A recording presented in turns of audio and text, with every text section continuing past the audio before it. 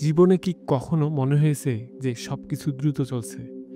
যেন জীবনের ছোট, ছোট মুহূর্তগুলো আমাদের চোখের সামনে দিয়ে হারিয়ে যাচ্ছে। আমরা ভবিষ্যতের চিন্তায় এতটাই ব্যস্ত যে বর্তমানে কি ঘটছে তা ভুলে যাচ্ছি। আজ আমরা জানব সর্বাধিক বিক্রিত বই দ্য পাওয়ার অফ নাও এর মাধ্যমে কিভাবে জীবনের প্রকৃত সৌন্দর্য এবং শান্তি পাওয়া যায়। তাহলে চলুন শুরু করা যাক। বর্তমান মুহূর্তের গুরুত্ব। অতীত এবং ভবিষ্যৎ শুধুমাত্র আমাদের চিন্তারই অংশ। আমরা প্রায়ই অতীতের ভুল নিয়ে অনুশোচনা করি বা ভবিষ্যৎ সম্পর্কে দুশ্চিন্তায় থাকি।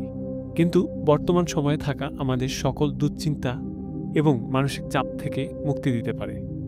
লেখক বলেন, আপনার মন কখনোই আপনার প্রতিপক্ষ নয়, যদি আপনি সেটিকে সঠিকভাবে ব্যবহার করেন। মনের চ্যালেঞ্জ এবং আত্মার অনুসন্ধান। লেখক আমাদের জানান যে আমাদের মন প্রায়ই আমাদেরকে বিভ্রান্ত করে এবং বর্তমান মুহূর্ত থেকে দূরে সরিয়ে দেয়।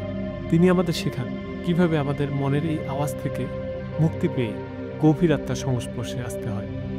তিনি তার নিজের জীবনের অভিজ্ঞতা শেয়ার করেন, সেখানে হতাশ ও সংগ্রামের মধ্য দিয়ে তিনি এই গুরুত্বপূর্ণ তথ্য আবিষ্কার করেন।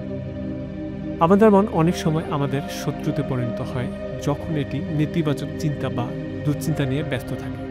লেখক বলেন, আমাদের চিন্তাগুলো পর্যবেক্ষণ করা উচিত, যেন আমরা বুঝতে পারি যে আমাদের চিন্তা এটি আমাদের জীবন নয়। যখন আমরা আমাদের চিন্তাগুলোর উপর নিয়ন্ত্রণ পাই, তখন আমরা প্রকৃত স্বাধীনতা অনুভব করতে পারি। কৌশল এবং অনুশীলন। মনকে শান্ত করার জন্য ধ্যান এবং সচেতনতার অনুশীলন।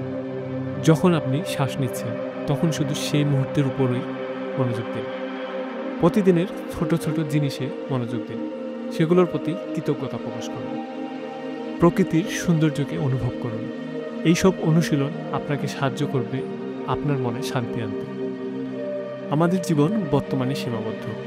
অতীতের ভুলগুলোর জন্য নিজেকে ক্ষমা করুন এবং ভবিষ্যতের জন্য পরিকল্পনা করুন, কিন্তু কখনো বর্তমানের সৌন্দর্যকে উপেক্ষা করবেন না। সত্যিকারের শান্তি এবং জীবনের অর্থ খুঁজে পেতে হলে বর্তমান সময়কে যথাযথভাবে গ্রহণ করতে হবে। দ্য পাওয়ার অফ নাও একটি জীবন পরিবর্তনকারী বই। এই বইটি আমাদের জীবনকে আরও সচেতনভাবে এবং শান্তিপূর্ণভাবে উপভোগ করতে শেখায়। আপনার যদি জীবনের নতুন লক্ষ্য বা ভীষণ থাকে, তাহলে এই বইটি আপনার জন্য একটি চমৎকার বই হতে পারে। ধন্যবাদ আমাদের সঙ্গে থাকার জন্য। দেখা হবে পরবর্তী ভিডিওতে।